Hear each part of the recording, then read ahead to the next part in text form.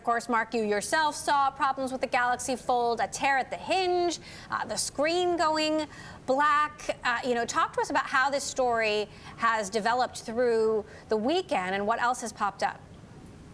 So I actually brought a prop with me today.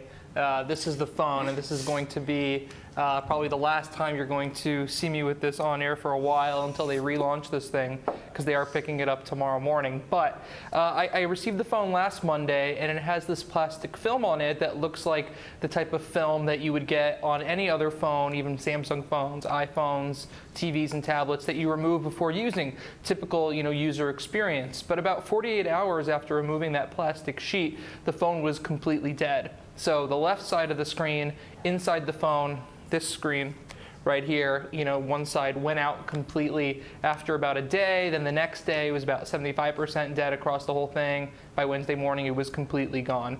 And in my book, the difference between a $2,000 phone working and not working should not be a thin piece of plastic. Ryan, what's your take on this? I think I agree with Mark what he said. I mean, that's a big starting point right there. But I think overall, this is a big sign to me that the industry wasn't ready for this form factor, to be honest. I think this is a big issue for Samsung in general because obviously their name's attached to this. But I think it's a bigger issue for the segment and the category in general, overall. So, they're trying to launch something new where, to be honest, there really wasn't consumer demand for. No consumers were really waiting for this, in my opinion. And so, it's a hiccup in the road towards a new sort of product category.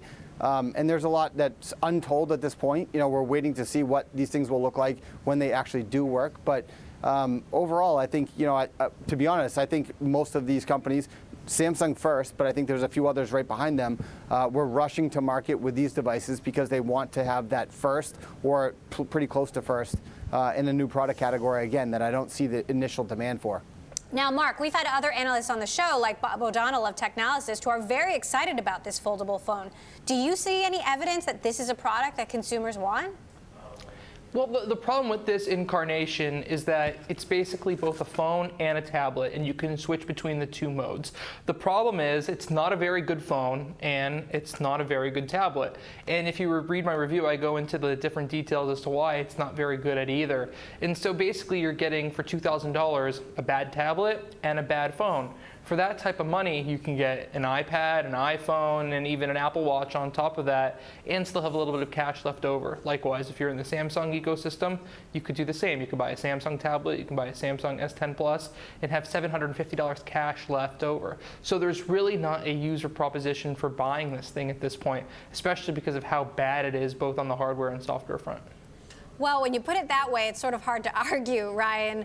Samsung had issues a couple of years ago with the Note 7, the battery catching fire. I mean, how bad is this in the context of the broader product lineup?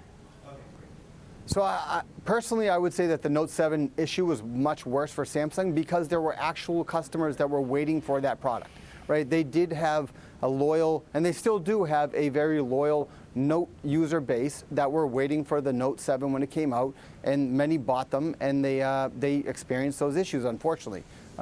So I just don't see that there's any actual consumers that have been waiting for this product. I'm pretty sure that most don't even know that these products were ready to launch. And if you look at the marketing campaigns that Samsung alone has done around their new products over the past literally 10 years, I would say this is probably as minimal as possible in terms of marketing. They've got, not only did they just launch the S10 lineup, but they've got the S10 5G coming and so forth. So to me, this felt rushed. It felt very un-Samsung-like in the sense that, yes, they've gone through issues in the past, but I would almost separate those issues, not in defense of them, but I think they're very different in nature. I felt like this was a sort of taking too many new technologies and really trying to get them out to market really quickly, whereas they had more time to sort of wait on that.